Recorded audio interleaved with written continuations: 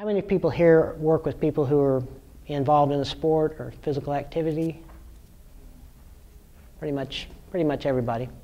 So as you were going to do sports massage on them, there are different levels of sports massage, different ways that one would approach this area. If somebody were getting ready to go into a particular event or a game or activity, if it's just within a few hours or even a few days, you would do less and less work to try to help this person. Your job basically is to stay fairly minimal and just work the other muscles that are going to allow the proper movements here.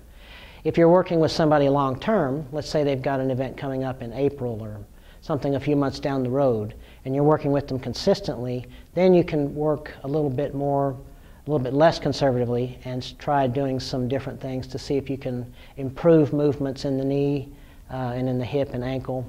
But as you get closer and closer to an event, you want to do fewer things. So let's get you guys up on your feet. And one of the first places that you're going to have things going awry for you being on one foot is going to be in the knee. Does anybody kind of feel how that's happening? All right, so when we said we need to know what the person is actually planning to do with their knees, with their body, that might involve basic movements like running, where they're landing on one foot. And in such a case like that, you're going to have to balance between the hip musculature and the ankle musculature in the foot. They may be lunging, so if somebody's throwing, they may be getting into a lunge position. So you would want to make sure that your work kind of specifies what their activity is going to be doing. If they were doing something like a kick, either like this or out to the side, those would also kind of give you guys different jobs to do as a sports massage therapist. So, but one thing that they all seem to have in common, and jumping and all the other pushing and pulling and squatting, is that the feet are in contact with the ground. So as sports massage folks, we're going to really focus on making sure that the ankle and that the foot are doing their jobs, or able to do their jobs. So the way that the ankle, the arch system in the foot, and the hip joint is probably the main thing that causes knee troubles that I see. It's just whatever has happened with that particular body. If, for example, the person pronates badly, if you have that, then now the knee is going one direction and the foot is going another direction. So one thing you would want to look at in something like this is noticing that the femur has medially rotated and that the two bones down here have also medially rotated.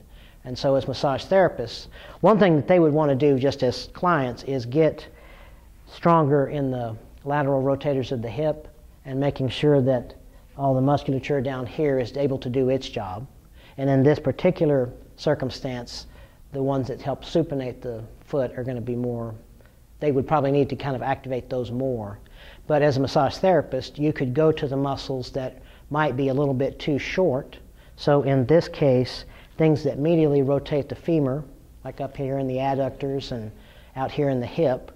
And then if you can look at what's going on here as well, the lateral muscles here on the leg might be a little bit too short, and they could use some help kind of reestablishing that movement.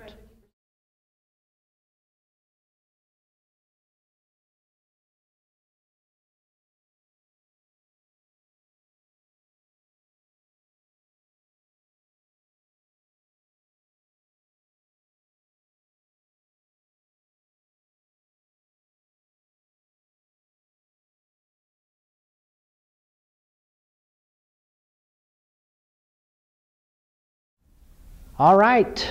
Well, thank you guys for coming tonight, and hope to see some of you in class. And if you have any questions, don't hesitate to call.